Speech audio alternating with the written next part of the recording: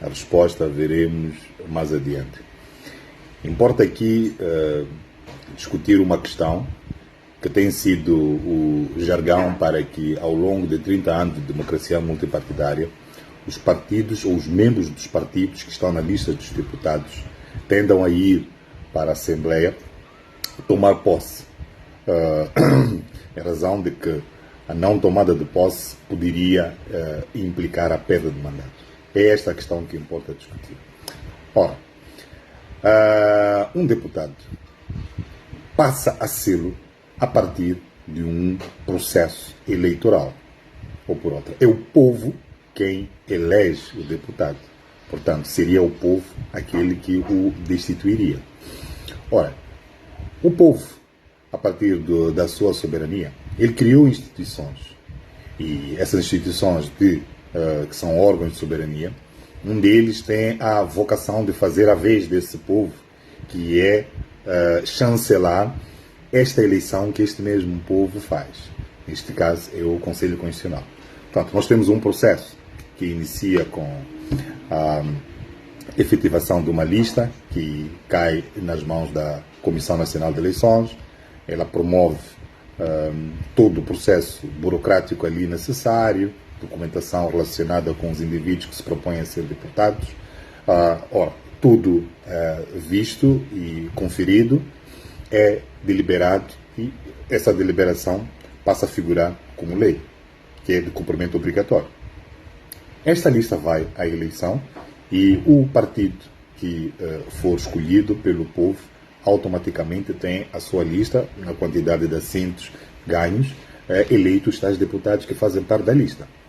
Ora, temos aqui um processo político que, a seguir, por força desta demanda do próprio povo, tem que ser chancelada por um órgão jurisdicional. É aqui que entra o Conselho Constitucional para fazer a vez do povo e chancelar esta lista. Portanto, o acórdão do Conselho Constitucional, que por sinal é irrecorrível em relação aqui a outras discussões, é o instrumento que chancela esta questão de um determinado indivíduo que figura numa lista passar a ser deputado. Então, como é que este poderia perder o estatuto de deputado, ou posição de deputado, por mera perda de uma cerimônia de tomada de posse? Para isso, nós teríamos que olhar para a Constituição da República, e neste caso temos a linha C do número 2 do artigo 177, que diz que o deputado que não tomar assento na Assembleia da República, ou exceda o número de faltas estabelecido no regimento, perde mandato. Como vê, a Constituição da República não prevê a perda de mandato por falta da posse. O que isto é? Vamos lá. Do ponto de vista técnico, podemos assim dizer, técnico-jurídico, os dois momentos que, podemos assim dizer, cruciais para que o indivíduo passe a ser deputado é a eleição e é a chancela pelo órgão jurisdicional. Portanto, o povo sufraga, o Conselho Constitucional chancela. Portanto, não poderia a posse em si ser que, no final de contas, é meramente político, simbólico, não poderia por si demandar a perda do mandato deste deputado. E isso é facilmente também perceptível, porque, repare, mesmo a Constituição da República, quando fala de perda de mandato por ausência de tomada de assento, não determina um período pelo qual este deputado deve tomar assento. Vamos qual é? Que é a questão do número de faltas.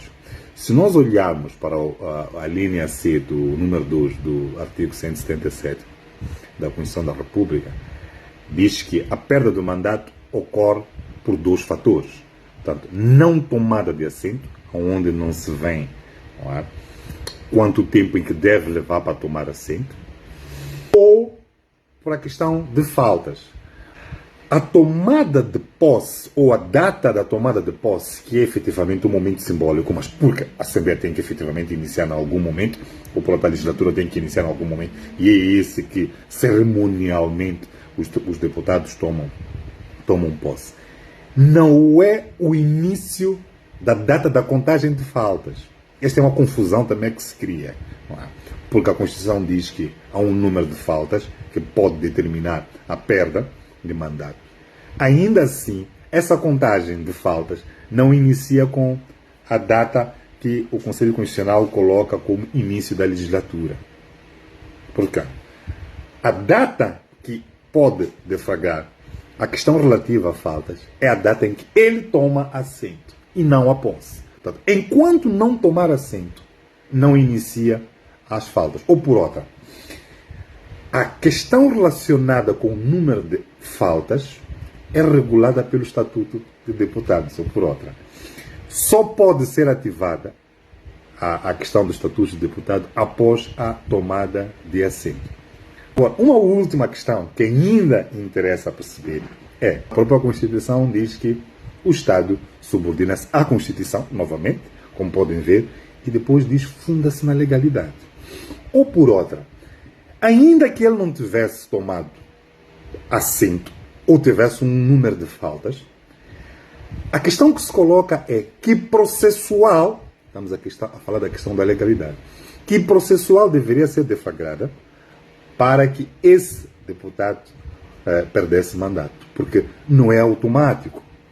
Então, tem que haver um instrumento jurídico, tem que haver um ente que seja interessado legítimo, e podemos aqui depois questionar: quem é esse interessado? Quem é esse legítimo? Seriam membros de um outro partido? Pode um membro do partido Renamo intentar contra um membro do partido Podemos que não tomou posse? Pode um grupo, não é, de cidadãos da sociedade civil demandar contra um membro de um outro partido que não tomou posse? Me parece que não. Porque a única entidade que poderia estar interessada em que esta perda de mandato fosse efetiva é o próprio partido. Porque é ele, não é, que colocou a lista junto à CNE, esta lista que foi chancelada pelo Conselho Constitucional. Ou por outra, se em bloco os partidos da oposição não tomarem posse, os outros membros da sociedade não podem demandar uma processual jurídica com vista à perda de mandato. Ou por outra, chegamos à conclusão de que a não tomada de posse não se justifica a perda de mandato. Portanto, a questão agora que vem é esta: é ou não uma traição? É sim uma traição, porque o povo está a fazer uma luta, e principalmente para os membros do Partido Podemos. O povo está a fazer uma luta, está nas ruas. Mais do que isso, é que o Partido Podemos, por tudo aquilo que foi a nossa contagem paralela, tem 138 assentos.